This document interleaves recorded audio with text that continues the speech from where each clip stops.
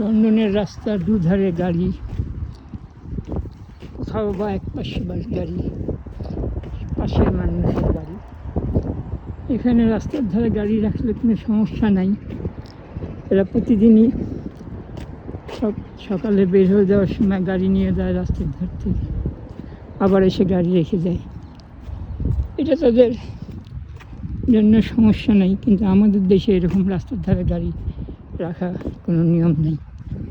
যদিও সেটা যত বড়ই রাস্তা হোক না কেন, আর এখানে যত ছোটো রাস্তাই হোক, তাদের রাখতে কোনো সমস্যা নেই, কারণ তারা রাস্তার ধারে গাড়ি রাখে।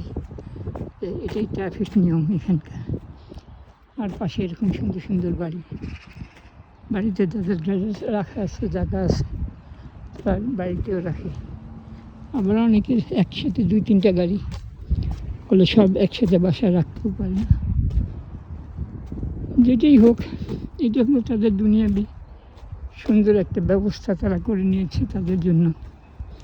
কিন্তু আমাদের তো দুনিয়ার চিন্তার সাথে আখিরাতের চিন্তাও লাগবে, কারণ আমরা মুসলমান, নিজেদেরকে মুসলমান বলে আমরা দাবি করি, আর এরকম আখিরাতের জান্নাত পাওয়ার জন্য আমরা চিন্তা করি।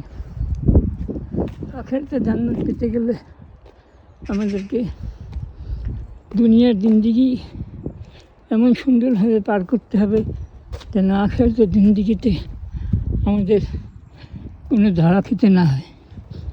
আখিরাতের জিন্দেগি বানানোর জন্য আল্লাহ গফুর রহিম, তিনি রহমান রহিম, তিনি মানুষকে অনেক সুযোগ দিয়েছেন যে সে অল্প সময় আল্লাহর জন্য ব্যয় করবে, আর সব সময় সে আল্লাহর সান্নিধ্যে থাকার চেষ্টা করবে।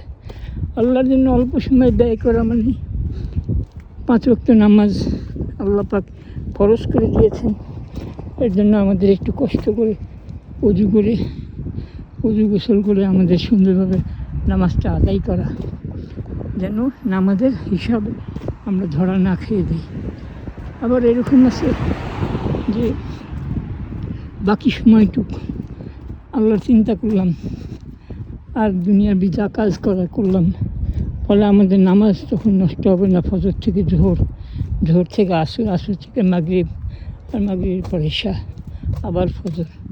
প্রতিদিনের একটা রুটিন, যেরকম আমরা অফিসের একটা নিয়ম করছি, এই নিয়মের কারণে অফিসের কাজ করতে হয়। বিভিন্ন সময় আমরা বিভিন্ন অফিসের কাজ করে থাকি। কত রকমের কষ্ট করতে হয়, হাসপাতাল যেতে হয়, বাসার জন্য খাবার কিনতে হয়, এটা ওটা করতে হয়। তারপরেও অফিসের সিস্টেমটাকে আমরা সুন্দর রাখি, যাতে আমার কোনো কৈফিয়ত দিতে না হয়, যাতে আমাকে তলব করা না হয়। আখিরাতেও আমাকে তলব করা হবে, অবশ্যই সবাইকে একদিন ফিরে যেতে হবে, আর সেখানে আল্লাহর কাছে জিজ্ঞাসিত হতে হবে।